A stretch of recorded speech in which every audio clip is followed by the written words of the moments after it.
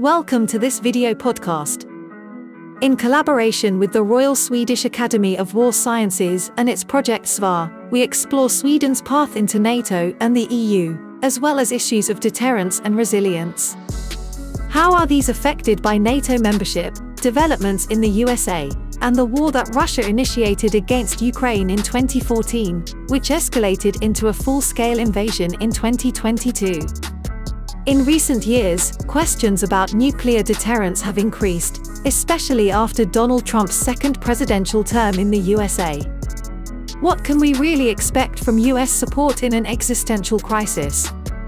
Is it enough for Europe to double its defense spending, or will the demands for European efforts increase before the USA provides the necessary backstop on conventional and nuclear levels? Against this background, a discussion about Europe has blossomed. With us today is Thomas Engevall, Rear Admiral, Treasurer of the Academy, known for his eminent knowledge about the defense industry, having served as Chief of Staff in FMV. The conversation begins on the basis of an AI-generated document collecting sources updating a chapter written by Thomas, published in the midterm report of the project and finalized at the beginning of this year. Thomas will then provide a synthesis that we hope can give opinion leaders and decision-makers in Sweden a basis for taking a stand on the issue. Michael Sahlin, a member of the Academy and with a broad security policy background as State Secretary in the Ministry of Defense and Ambassador in several key positions in Europe, will participate. He will place the issues in a larger security policy context and pose further questions about how Russia and the USA might react. Thomas, let's start now this podcast, which is the fifth in order. We've had a discussion of the military situation in and around Sweden with Carlis Neretniks, Michael and I, and that has been quite widely spread now. So we're quite happy about that. We've had one on civil defense. We've had one on the situation in Europe, and so on. So this is, of course, what we are now coming to, a hugely important area for us, and one which is not so much discussed in a systematic way, in the way you have done it in your chapter in our midterm report from the project. So this is an occasion to update that report and to put a little bit in the context of what has happened after the American elections and what has happened on the ground in Ukraine and so on. So maybe you want to say an introductory word before we go through the slides here. Yes, but first let me say that I'm looking forward to this occasion and the chance for us to, together with the other voices, discuss this area, which is, of course, very important for Sweden, for Europe, but also for NATO. Well, Swedish defense industry, if we start there, has a strong position from the start.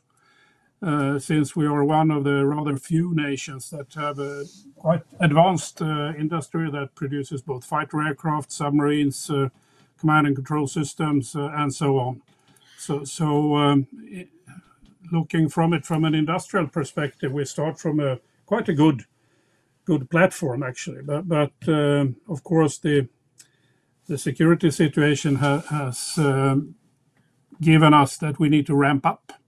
As everybody else, and we need to ramp up very quickly, but also to, in a systematic way, look at not just the big industries, but also the SMEs and also civilian industry that actually have the potential of being part of the overall industrial market for both defense, but also for civilian security. So it's quite a challenge, but we start from a good position, I would say. Okay, so now we're going to involve AI into this battle of voices here. So we'll be actually 5 voices here in this podcast. Yeah. let me just say that I made a quick search of what's happening on the defense industry acquisition side in Sweden, and there are huge numbers we are talking about. I mean, you're going up to a stock maybe 200 billion Swedish crowns here soon, if once you get all the authorizations. So it's a huge challenge, and you have been the deputy head of this very important but rather less visible authority in Sweden, FMV, which does this work. But let's hear what AI says first. Welcome to the Deep Dive. Today, we're digging into Sweden's defense strategy now that they're in NATO. We're leaning on analysis from Thomas Engevall, looking at how Sweden's figuring things out, with the US, EU, Russia, China. It's a complex picture, lots of moving parts. It really is, and Engevall points out this core challenge. Sweden's trying to ramp up its defenses while the whole global security scene is kind of shifting underfoot. Makes sense. He talks about two planning horizons they're juggling. There's the short term, like the next 1 to 3 years. Okay. That's mostly about boosting what they already have, getting more out of existing capabilities. Breaking things. Exactly. And then there's the longer view, maybe 5-6 years out. That's where the big growth is planned. Major new equipment orders, more training, building up infrastructure. But Engevall raises a flag there, doesn't he? Saying maybe just doing step 1 then step 2 is a bit risky. Yeah, precisely.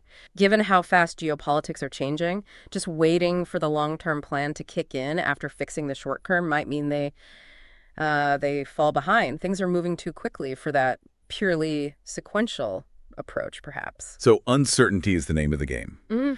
And the U.S. role is a big part of that uncertainty. Definitely. Engevall lays out two... So shall we stop there for a minute and listen to your first reflection on these two time perspectives? You have both where you have the planning situation, the challenges ahead. Before we do, Lars-Erik, I would like to put a question to Thomas Engevall concerning what he said initially. Is that okay? Of course. Because it already... relates to Thomas Engevall. Engevall is his name in Swedish. I know. When I heard you say that we, Sweden, enter into this new situation from a position of strength, given the unusual strength of the Swedish defense industry as a result of all the investments made, may I take the risk of asking you whether that is a simple question of it being an advantage? Could there be disadvantages as well?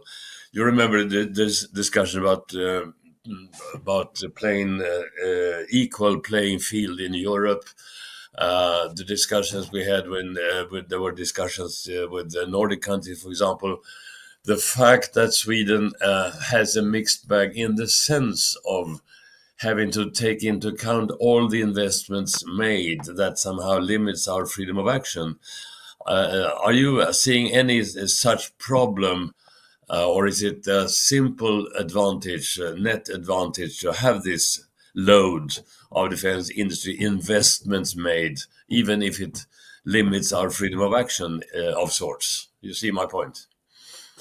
Yes, I do. And of course, it's never so easy that it's just an advantage. There are always two sides to a coin. But I think overall, in the situation where we stand now, the advantage is quite huge. Actually, if you compare to other nations that don't have this industry, who has to stand in line in a different matter than we do. So. But to expand a bit on the disadvantage side, which was basically more before, I would say, why is the reason that Sweden don't have any attack helicopters?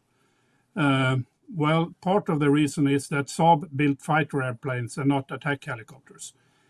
So in that respect, we have been sort of limited to what we have been able to buy due to the monetary restraints before. But I think now when the flooding of money into the system is as it is, that becomes less of a disadvantage than it's been before, actually. But to go back to the question, Lars-Erik, I think basically there's 3 time perspectives. The first 3 years, and then up to 6, and then you have the long term, which I think the our AI friends were into as well. The real long-term decisions we have in front of us, what should the next fighter airplane or air system be? That's a decision that is going to be taken before 2030, but which will affect Sweden as a nation and NATO as well for 30 plus years after that. So there's a real long-term issue as well as the 2 maybe more near-term issues where we have the Russian threat that the Swedish military intelligence service says it can be real in a couple of years. How do we prepare for that while at the same time don't forget the long-term view? So how to maximize in the short term without forgetting the long term? I think that's a delicate balance you have to go there. Yeah, and I suppose that one huge advantage for you now also is the fact that you know a little bit better what is actually needed in warfare than you perhaps did during your period as State Secretary, Michael, in the beginning of the 90s, already more than 30 years ago. Then we were very unclear about what would the battlefield look like. Now we see, and we have a friend and hopefully a future ally in Ukraine, which really is working in a fantastic speed in order to adapt to the battlefield conditions. So one can lament the fact that there is war in Ukraine, but it is for this sector very important to have this as a backdrop. Yeah, may I expand also on one step further on what you said, Thomas? You said you reminded that Saab decided to refrain from developing attack helicopters. At my time in the defense ministry, there were 2 major decisions made. One was to abstain from building our new battle tank, and we abstained from developing our own air-to-air missile for the Gripen system. That led us to be a very important buyer at the time, and we had to make a balancing act between French, UK, German, US interests in those various choices. We chose American missile, and we chose German main battle tank. But it was based on the decision to refrain from developing those systems on our own. Was that wise to refrain from those decisions now in retrospect? And do you think we handled it cleverly, smartly at the time, using the role as buyer at the time? Well, for those systems, maybe yes, but there has been a lot of other political decisions that have been very unwise. Also in the years that has gone by, especially when the political decision was to reduce the economy very quickly, and we lost surface-to-air missiles for our corvettes. We deeply affected our connection with Finland when we stepped out of the torpedo mine sensor program, which they had counted on. And it took many years for the Finns to really trust us when it came to material cooperation. So political decisions have been good and bad, I would say. So, but and also one point or comment to you, Lars-Erik. I think that even though that Ukraine, the lessons learned from Ukraine will affect how we build our forces for the future, we should not overreact on those either, because what we have, at least what have been discussed so far, is basically land warfare and air defense, but very little about what's happening in the air or at sea, in the Black Sea. There is a part of that that is official, but not very much, to be honest. So a lot of lessons to be learned, but also a lot of new questions that arise, and questions not answered as well. Yeah. On that last point, just to envisage a pod which Michael is preparing for us now on the global perspective, on flow security, supply security, the fact that 90% of all goods go on water and so on. We have both you, of course, in the academy, but also our colleague Lars-Erik, who has highlighted the fact that we must focus on that part, because that has a huge problem in terms of range that we may have to deploy and help to deploy all over the place, basically, in order to protect. So that's an obvious point as well. So I make another pling here.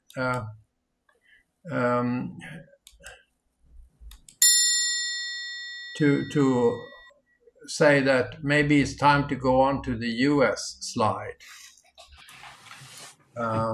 which the AI friends started up a little bit here a minute ago. Potential scenarios for U.S. engagement. First, what if the U.S. pulls back a bit from NATO? That would really push Europe to, well, stand more on its own feet defensively. Greater self-reliance becomes key. Okay, scenario one. Europe steps up more. What's the other path? The second is basically the opposite.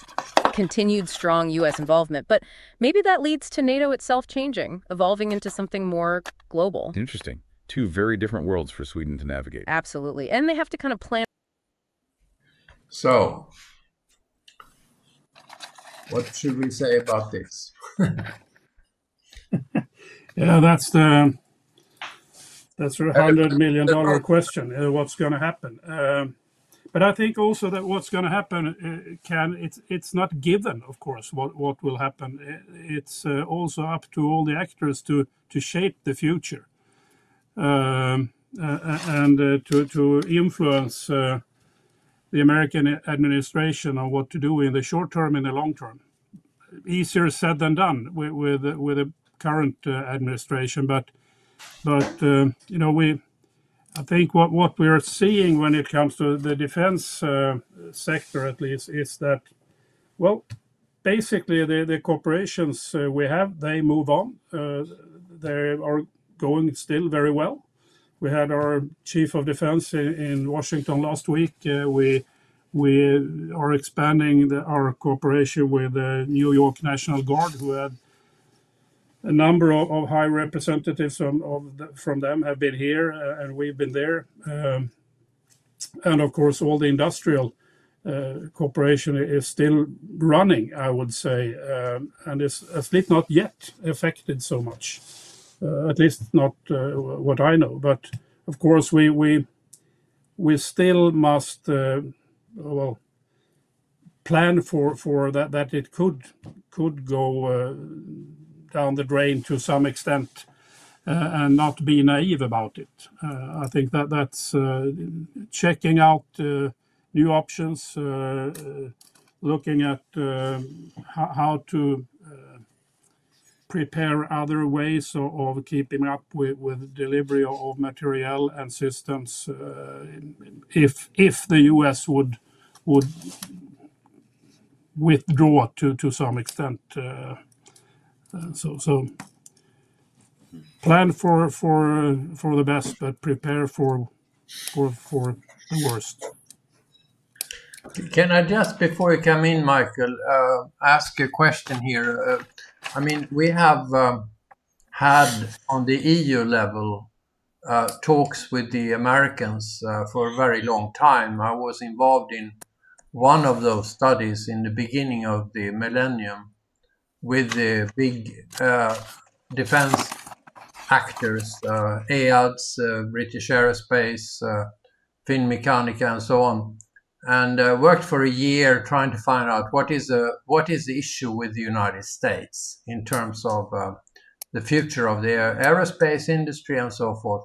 And what we came up was the concept that Michael mentioned initially, this level playing field issue, where we saw that the Americans were using various types of regulations, export controls and so on, in order to make sure that they had control over both the defense industry in Europe and also could regulate, show pleasure or displeasure with the way different countries directed their foreign and security policies.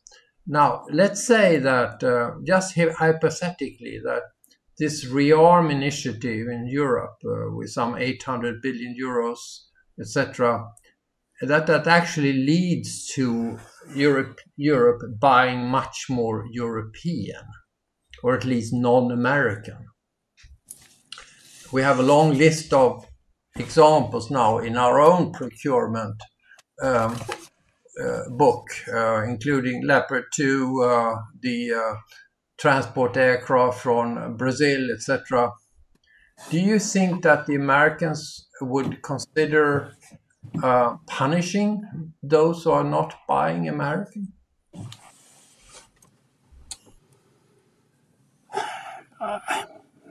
I would say that it's not punishing is a very strong word. I think putting pressure on is maybe a bit more adequate. But they've been doing that for a long time. So I think that you may see that. On the other hand, the uncertainty that the current administration with President Trump in front has created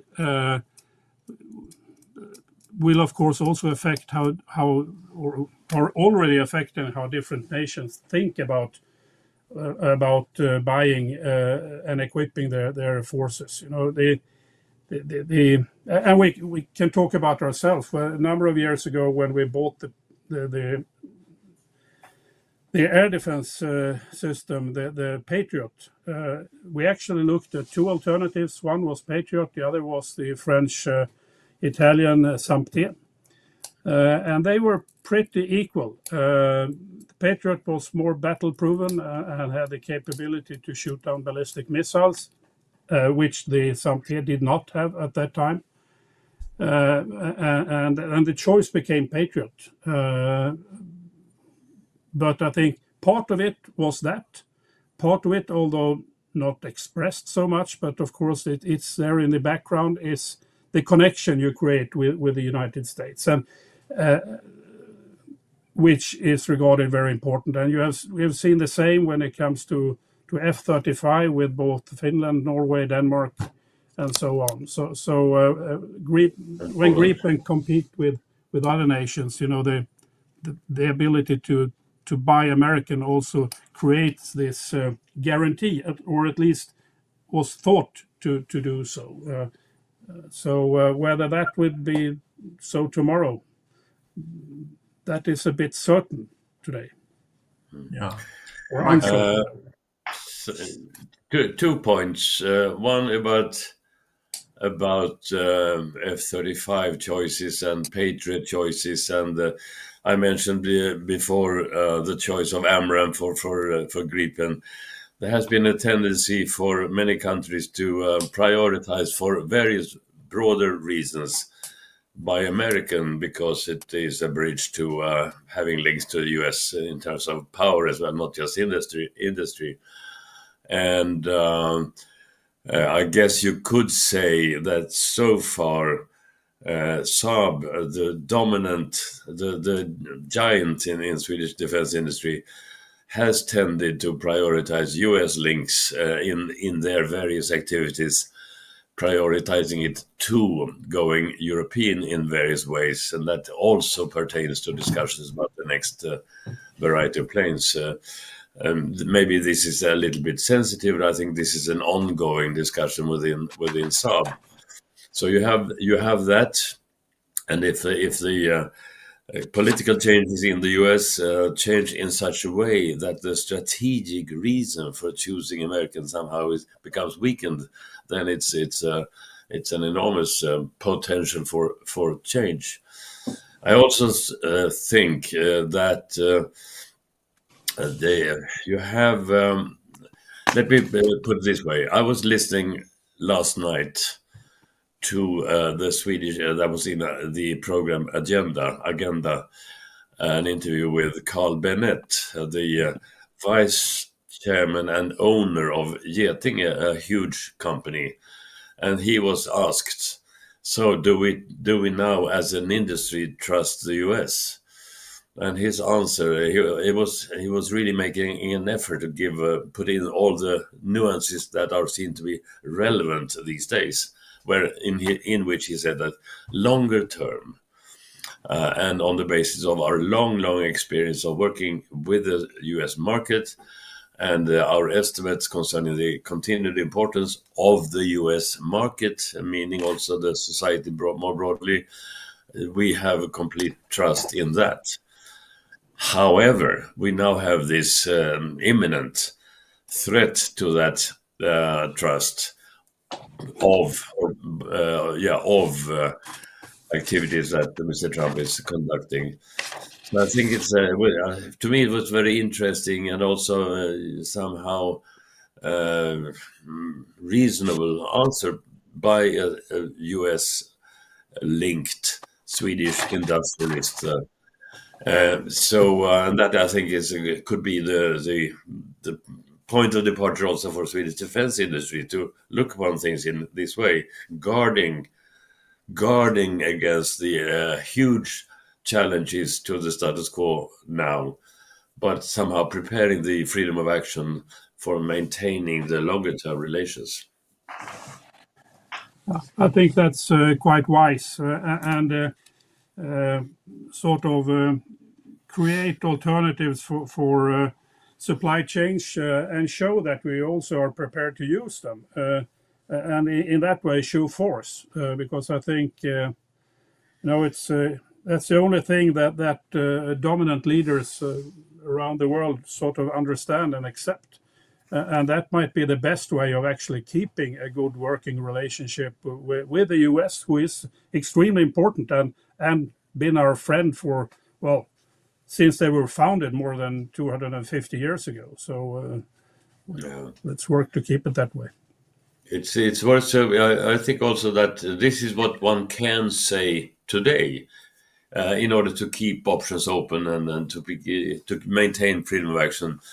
It could be a different thing in 6 months or something, but today I think this is a balanced answer to the general question of trust of the US. So if you I will cling again and let AI move us one step further. And for both possibilities, which isn't easy. Let's talk funding, because plans need money. 2025 looks like a big year. It does on paper. SC $59.5 billion earmarked for material acquisition. That's, serious cash. And that covers things like the new fighter jets, the Gripens. Yes, the JAS Gripen E fighters are a major part of that, along with the new Blekinge-class submarines. These are top-tier systems. But there's a catch, right? It's not like a blank check. Exactly. Engevall makes a really sharp point here. A lot of that money is already spoken for, tied up in existing orders placed years ago. Plus, the war in Ukraine has increased demand for everything, driving up costs and potentially causing delays. So the flexibility might be less than that big number suggests. Much less. It highlights that classic tension between, announcing ambitious goals and the practical reality of long procurement cycles and existing commitments. Okay, so beyond their own spending, they're looking outwards too. So, what do you say about this?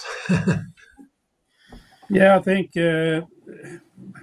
when you look at the report and what was written there, of course now we have other also strong signals that even more money will come into the system with another 500 billion over a period of time. So the degree of how much of the plan that is sort of fixed, of course, goes down. On the other hand, it will be for both the armed forces and the Defense Material Administration a hard job to know what that we can put into the new plan, which is not materialized yet, but what adds real military capability and when does it add it, and what do we want to have in order to do that? What can we get? It's well good enough to have money, but someone has to deliver it, and there's a strong pressure on the industry now to step up. And we've heard both our minister and the director general of FMV on radio last week on Saturday talking about maybe the government should spend or guarantee or own parts of the production lines in order to reduce investments for the companies, that the government actually do the investments, to guarantee production volumes over time to make industry willing to invest, and other initiatives in order to ramp up, which we haven't had in many, many years. Those kind of solutions, but we've had them before, and we can, of course, have them again. So what can we get, and when can we get it? I think that will be a couple of the questions that's going to be discussed quite a lot, but between politics and the armed forces and the suppliers. How quickly can it be done, and what can be done? And here it comes in to use not only the traditional companies like Saab, Hägglunds, and Bofors, and so on, but also the SMEs that are a bit more agile than the larger companies. Can you give me a piece of knowledge I'm lacking? I was struck by the fact that the subcontractors of Volvo in the civilian car market said that they actually do 75% of the job when it comes to a car. Volvo only makes 25% of the work input of value. What is the situation on the defense side? How much is on the subcontracting level? I don't have any exact figures on that, but quite a lot. I won't dare guessing. Actually, I think that varies. If you look at a Gripen fighter, of course you have the major systems like the engine, for instance, that's American, and you also have other subsystems like weapons that are acquired from abroad, or that the Meteor, which is a common program where Sweden has one part. If you look at the submarine, basically, the combat information system is Swedish, but all the sonars are German and so on. So you really have to look at each and one system for that. I think a thing like the CV90, for instance, is predominantly Swedish or Nordic. So it varies quite a lot. Yeah, because depending on what kind of system you do. Because it's really complex for an amateur to understand this. Because at the same time you have this enormous inflation, the cost increase we've seen on artillery shells, for instance, many times over. So the question is, what is the net increase in money? I noticed that Sakur said in his testimony to Congress that, I have the money, but I don't have the stuff, so to say. He's not able to get enough in time, basically, to stock up again after having sent quite a bit to Ukraine. And the time question, of course, an instrument for prioritization, but that takes decisions. I'd like to come in here, but did I interrupt you now, Thomas? You were going to say something? I had one more thing to say. The crisis itself is a strong driving factor. I remember when I was at FMV in 2021, when we looked at the figures that then was discussed in the increase we saw at that level up to 25, which was less than what it is today. We said, how on earth shall we be able to do this? It would be, well, not impossible, but very hard to accelerate in this speed. But what we see now, those figures have been exceeded with quite a lot. So the crisis itself is a very strong motivator, and new ways will come up. And one more thing, I wasn't the second in command. I was the chief of staff, which basically the third in command on FMV. So right should be right. But it's still, I think, and we haven't seen the sort of the roof yet on how much we can increase. We can increase quite a lot, but of course it will take some time. But we're nowhere near the top. So my comment on this point would be to raise it as a question to you, Thomas. I could also say you said you were only chief of staff, and I can counter saying I was only State Secretary of Defense. So we are all humble persons. But on this, I mean, at my time, we introduced a change. You remember that change, going from being the different armed forces being their own governmental authorities and combining it into one, presuming that this would lead to less competition between the various armed forces. Now, so my first comment or question to you is, do you think, with your experience, that this governmental change did bring to reasonable levels the level of competition? Now that we are facing the option of spending much more money in a reasonably short time, I guess that all armed forces, as in their identity as armed forces, being Navy or Air Force or Army, would feel that they have been disadvantaged in the past, and that now is their chance. Is there any such? Is that a problem in finding decisions how to spend money now that a lot of money is perhaps the problem, rather than scarcity of money as in the past? So that's one point. And my second point is, Thomas, is ownership a problem? Ownership of the various industries, ownership of, for example, Saab being an independent industry without governmental part ownership, although they are working closely with the Swedish government in marketing, etc., etc. And you have foreign ownership in some cases, Hägglunds and others. Is that a problem? Do we see a trend to question the patterns of ownership now that we are facing all these things? For example, in the direction of increasing the governmental level of steering and ownership, as has been discussed, at least I think by one political party here. And what about the level of competition between the armed forces in the context of today? So these are two big questions for you, Thomas. Well, if I start with the ownership question, I think ownership is always important, but I would say that, and it has been raised, whether the Swedish government should own a part of this or that company. I don't personally see that as important. Sort of over time, I think market economy has proven much better than state-owned companies.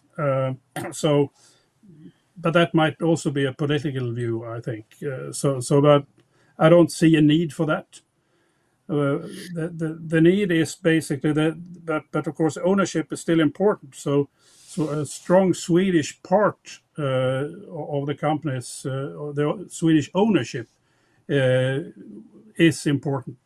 Basically, over the long term, we can see with the medical industry, where we used to have a number of large companies like AstraZeneca and so on, and they are basically all gone because the owners can actually take the companies and move them to other nations. Even though when the deal was done, ownership is not important.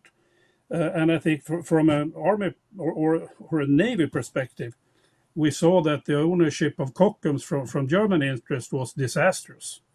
And so we took it back in a very coordinated action between both the government and the main opposition party, and they switched during the process, by the way, and the Swedish authorities in order to be able to have Swedish control of what submarines we could get. So I think Swedish or European ownership is important, and for those vital national interests, the Swedish part is important. But apart from that, I don't see any reason that we should go in and own different companies. Better than to work with the things that had been mentioned, like guaranteeing production, help invest in new production lines, and so on. And there are some rests from the old times. The company GKN, former Volvo Flygmotor in Trollhättan, working with the Gripen engines. The number of the test beds is still owned by FMV, I think it is. So we invested in them in the beginning of the Gripen program in the 80s. Regarding the who decides over the money, I think that now when we grow so quickly as we do, much more mandate should be given to the Chief of Army, Navy, and Air Force. With this economy, centralization is not quick enough, I would say. Someone somewhere needs to decide on the percentage. How much does the Navy get? How much does the Air Force get, and the Army, and common functions like command and control and so on. So there will always be a fight over that. The question is, where is the judge of that fight? Is it within the armed forces, as it is now, at least with our Chief of Defense makes a decision or a suggestion that he gives the politicians, or is it the politicians themselves? And I don't really see that we will gain anything from the latter. But well, they decide in the end anyway. But I think keep it within the armed forces, but give the mandate on bring things forward down more to the service chiefs in order to speed it up. Basically, that's why it's needed. Okay, so shall we cling again? I go back to international cooperation. Oh, definitely. They're plugging into various NATO programs, things like the Industrial Capacity Expansion Pledge, trying to boost defense production across the alliance. Makes sense. What else?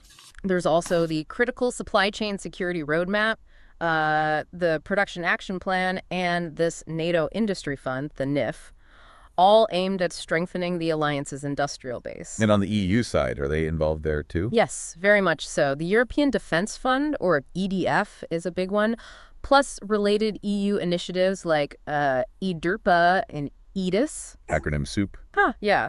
But basically, they're all different ways the EU is trying to get member states to work together more closely on defense R&D and procurement, pooling resources. Gotcha. Now, zooming in a bit, the U.S. relationship seems particularly important. It's crucial. There was that statement of intent back in 2016 focused on making sure Swedish and U.S. forces can actually operate together smoothly, interoperability. Right, making sure the plugs fit, basically. Kind of, yeah. And now there's the Defense Cooperation Agreement, the DCA. That's a pretty significant step. So what does that DCA actually do in practical terms? It basically streamlines things. It allows U.S. forces to operate more easily within Sweden, store equipment there, conduct joint training without needing separate approval every single time.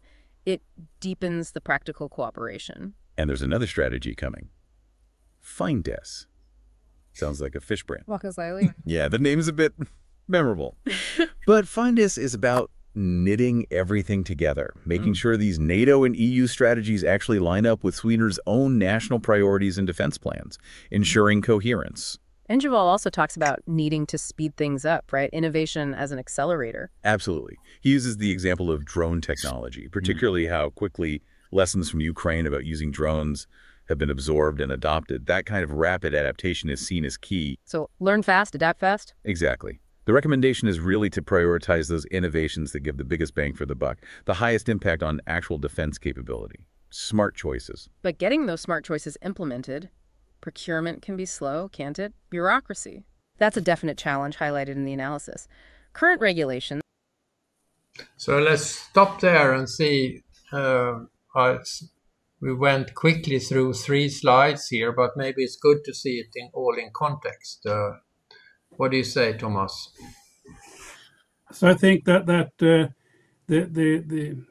all these activities that they mentioned and that are on this slide, the NATO programs, but also the European programs, I think we work with them. We should do so, and that's a very practical way of showing commitment to both NATO and to EU, and also to come into what Michael has been talking about. We cannot afford to develop everything ourselves. That is simply too expensive, and we cannot produce everything either. So, and this is a good way in order to broaden our views, both within NATO, including the US, but also in the EU perspective. So I think we can only do better in this, and from being a bit reluctant when it comes to a number of the EU initiatives, I think we have stepped forward, and we need to do so even more in the future. Thomas, just a short question from my experience. From the early 2000s, we spoke a lot in the EU about duplication. There were too many systems of the same type being produced, and there was a constant bickering on the part of both the High Representative and NATO Secretary General to defense ministers. Can you not reduce the number of systems? Can you not work together? Sweden was a very hesitant partner in this discussion at the time, being very intergovernmental in its approach. But now I'm listening to Paul Jonsson, the defense minister, recently in an interview. He said that maybe this is not so big a problem anymore, but what remains a major thing is to standardize, to get more standardization, compatibility, interoperability. That is still a constant struggle. Where do you think we are on that question? I think I agree with Paul Jonsson there. It's I think also that but we still have a diverse industry in Europe, even if it's slightly less than it was before. But you know, as it is now, I say everyone working.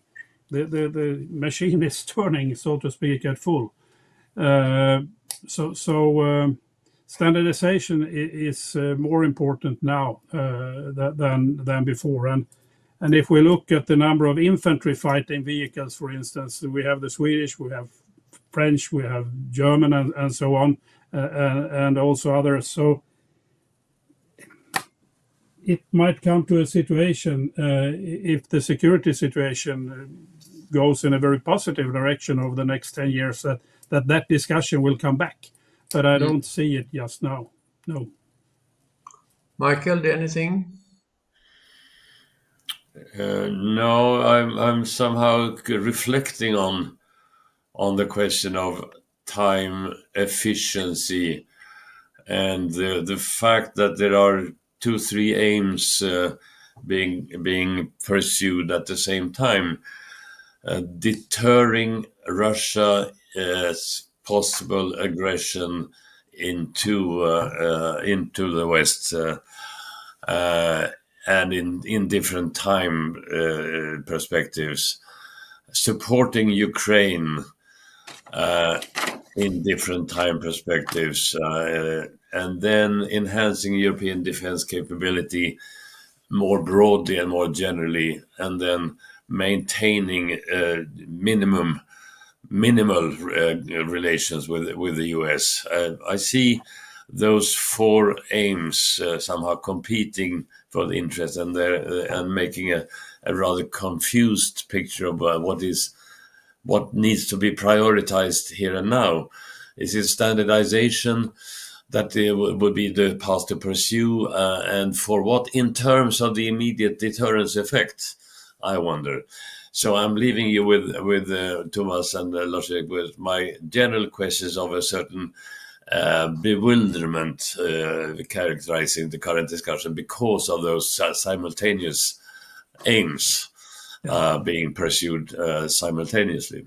Am I saying something stupid now, Thomas? No. Lars-Erik?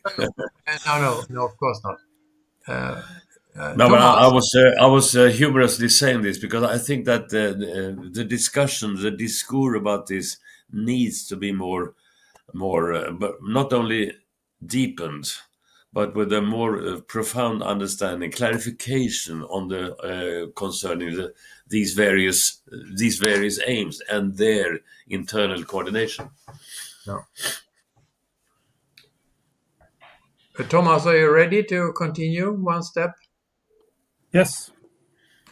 So I'd like to start the next one on regulations, processes, with referring to the infamous statement by J.D. Vance, the vice president in Munich, where he basically advised cautiously, but in reality forcefully, European authorities, and he was addressing his views, of course, to the European Commission. Don't regulate AI. That's going to create big problems for the industry. And I suppose that goes for both the civilian and military parts of applications. And you have a slight reference to the same problem in this 9th slide. Maybe you want to say a word about that. Well, maybe not about AI in specific, but I think that what we see now is, of course, a number of new emerging technologies that actually they go from ideas to implementation in Ukraine extremely quickly. And where AI will lead us, that remains to be seen. But I think I was 2 weeks ago now. I was up in Älvdalen. That's a shooting range in the midst of Sweden, where the chief of army held an exercise called Arctic Strike, and it was a demonstration day where approximately, I think, 20 some SMEs, small and medium enterprises in defense, together with Saab and a couple of other larger ones, and FMV, the Defense Material Administration, our research institute, the FOI, and the armed forces had created a scenario, if you like, or a number of scenarios where they used all these types of new technology. It was extremely interesting. And I think the major learning points from this exercise was for themselves, that where they were forced to cooperate with each other and solve the military problem in ways that you don't get if you sort of asks for contracts or so. So that was, I think, maybe a way that could also be exploited in the future. You present the military problem for a number of companies, and they can come up with a solution to that problem that actually could be tested in real time rather quickly. But then you need to have the capability and the legal framework in order to actually acquire that solution, and not having to go out to do a open tender type of acquisition. And I think that's the part of what basically connects to the slide is in order to get these innovative solutions out to our armed forces, we need to work with contracts and ideas in another way that we've done in the past. Okay. Otherwise, we will be, well, we will only see the ball. We will never kick it ourselves, if you use an analogy to sports. Before Michael comes in, can I just play? We are getting to the end of our podcast soon. We just play the AI voices. Or did you have a quick point, Michael, on this? Yes, very, very quick. Only to say that it's interesting that such an exercise of communication was held, of all places, in Älvdalen, where the locals speak the most unintelligible dialect in Sweden. An interesting contrast. Okay. All right. While important, can sometimes hinder the ability to respond rapidly to, say, an urgent need identified from a conflict like Ukraine. So they need to cut some red tape. Essentially, yes. The proposals involve streamlining the procurement process and creating more economic flexibility to grab opportunities or meet urgent requirements quickly. Less rigidity. One thing Sweden does have going for it is its own defense industry. A major asset. Being able to design and build advanced systems like the Gripen jets or their very capable submarines, that gives them a level of autonomy and technological edge that not many countries possess. It's a real cornerstone. So looking ahead, how can that U.S.-Sweden collaboration be strengthened further, according to Engevall? He points to more industrial partnerships. The Saab-Boeing T-7A trainer jet program is often cited as a good model joint development and production. Okay, working together on building things. What else? Deeper cooperation in cyber defense is another big one. Leveraging technologies like AI, maybe even quantum computing down the line. High-tech stuff. Very. But Engevall also cautions Sweden needs to maintain strong negotiating positions, diversify its dependencies, not rely too heavily on any single partner, even the U.S. All right, spread the risk. Right. And he also notes the importance of boosting cooperation within Europe and, interestingly, with Canada too. The roles of China and India, though, are kind of left as open questions in this context. Okay, so wrapping this up. The big picture from Engevall seems to be Sweden's facing a really uncertain world and needs to act decisively. That's the core message. Strengthening their defense capabilities requires a mixed, close collaboration with NATO, the EU, the US, but also bold national initiatives and leveraging that domestic industry. It's a complex balancing act. It really is. Which leads to maybe a final thought for our listeners.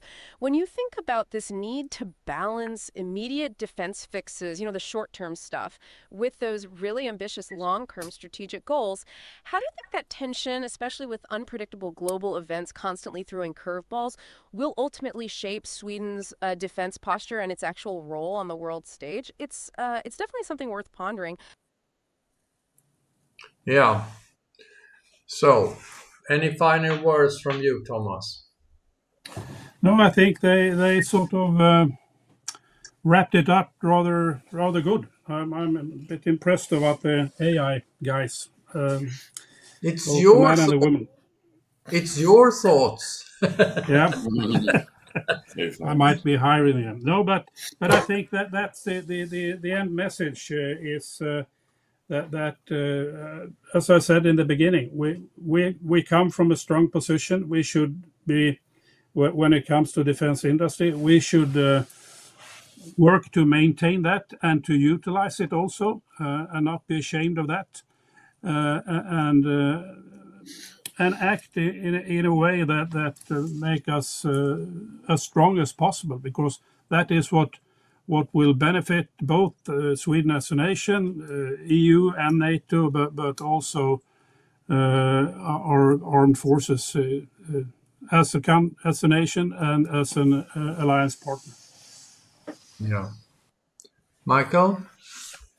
Yeah, I would like to try to convey to you both the following thought, that we are in a very uncertain situation. Of course, there is a lot of rhetorics now about all the balancing acts of various kinds, trying to do this, but on the other hand, doing that. So it's a little bit vague. It has to be, because we are in a situation of uncertainty. There are some basic choices, and most of them, relate to the sort of war scenarios or conflict scenarios that we are dealing with. For example, whether as a NATO member we can now rule out the risk of isolated attack on Sweden only, or whether by definition any attack on us will be part of a larger simultaneous attack on the whole of NATO. And if so, what does that mean for the balance between the armed forces? I'm coming back to the question of the armed forces coordination of their wishes. One such key example would seem to be building on the Ukraine experiences, that we are, as a small country, although we are an advanced defense industry country, as we said, which has big net advantages as we come forward to the future. But there is a lot of experience from Ukraine that focuses on drones and the family of so different drones, but they have in common being sort of pilotless, and therefore with AI steering they can also be shielded from being disturbed by countermeasures. I see everyone sees a big trend favoring drones, and I've seen that Norway and other countries are now in their packages having thousands of drones, whereas Ukraine in itself is a master now of building their own drones. So the question of how to specialize as a drone supplier in the big family of drones, not just Turkish drones and Israeli drones and US drones, but also Ukrainian drones. There's drones. And then, of course, the question of balance between next generation fighter aircraft and the need for air defense, missiles, and then drones. I see a lot of balancing acts there also, leaving it with us. Just to say finally from my side that the president of the academy, Björn von Sydow, of course, who has the background as a defense minister, very highly appreciated your effort, Thomas, to create a sub-project in our SVAR overall endeavor, highlighting the importance of industry. And with industry, it's not only defense, but it's also the dual use aspects, a very important link between civil and military defense. And I'm personally struck by the fascinating level going from SMEs, small groups of people, sometimes individuals who make a difference, for instance, in drone evaluation, development, with constant contact with the battlefield in Ukraine, up to the multinational companies, huge companies who would not like to call themselves Swedish or even European, but global. I've seen that many times. I finish with the anecdote that my ambassador in Germany once heard about a visit from one of the CEOs of one of the companies that you mentioned initially, Thomas, who was coming on a visit to Germany. So he wanted to organize a lunch for this CEO with to introduce him to German counterparts in different areas. And there was a very curt, simple reply from the secretary of the CEO in question. When Mr. X is coming to Germany, he's not Swedish, he is German. So that may be saying something what we are dealing with here.